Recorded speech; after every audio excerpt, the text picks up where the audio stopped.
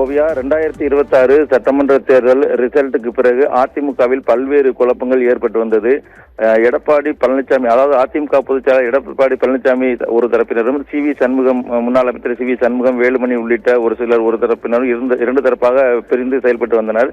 இந்த நிலையில் தமிழக வெற்றி கழகத்துக்கு சட்டமன்றத்தில் சண்முகம், வேலுமணி உள்ளிட்ட அவரோட 25 பேர் மேற்பட்டோர் தாவேகாவுக்கு ஆதரவு அளித்து வந்த நிலையில் முன்னாள் அமைச்சர் விஜயபாஸ்கர், சண்முகம் உள்ளிட்ட பல்வேறு முன்னாள் அமைச்சர்களுடைய கட்சி பொறுப்பை அதிமுக பொதுச் செயலாளர் எடப்பாடி பழனிசாமி கட்சி பொறுப்பிலிருந்து நீக்கி உத்தரவிட்டிருந்தார். இந்த நிலையில் புதுக்கோட்டை மாவட்ட அதிமுக செயலாளராக பணியாற்றி வந்த முன்னாள் அமைச்சர் விஜயபாஸ்கர் அவரது பொறுப்பும் நீக்கப்பட்டு இருந்தது. இதைத் தொடர்ந்து புதுக்கோட்டை மாவட்டத்திற்கு புதிதாக நியமிக்கப்பட்டுள்ள பழனிவேல் என்பவர் வசம் சாவியை ஒப்படைக்க கோரி ஏற்கனவே தெரிவித்த நிலையில் முன்னாள் அமைச்சர் விஜயபாஸ்கர் தரப்பினர் சாவியை ஒப்படைக்க மறுப்பு தெரிவித்தனர். இதனால் இரண்டு தரப்பினருமே அதிமுக அலுவலகம் போராட்டம்லாம் நடைபெற்று வந்தது.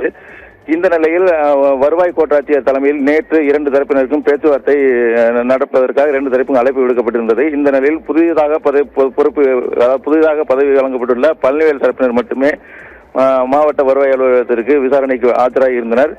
விஜயபாஸ்கர் தரப்பில் ஒரு வழக்கறிஞர் மட்டுமே ஆஜராகியிருந்தனர். விஜயபாஸ்கர் தரப்பில் ஆஜராக வேண்டிய அந்த 6 பேர் யாரெல்லாம் வர வேண்டும் என்று குறிப்பிட்டிருந்தார்களோ அவர்கள் யாரும் வரவில்லை.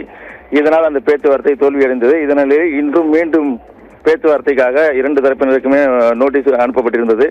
இந்த நிலையில் நேற்று இரவு 11 மணி அளவில் விஜயபாஸ்கருடைய ஆதரவாளர்கள் அதிமுக மாவட்ட அலுவலகத்தின் சாவியை நேரடியாக புதிதாக நியமிக்கப்பட்டுள்ள பழனிவேல் என்பவரிடம் அந்த சாவியை ஒப்படைத்தனர். இந்த நிலையில் இன்று காலை 8:30 மணி அளவில் அந்த அலுவலகம் புதிதாக திறக்கப்பட இருக்கிறது. ஓவியா.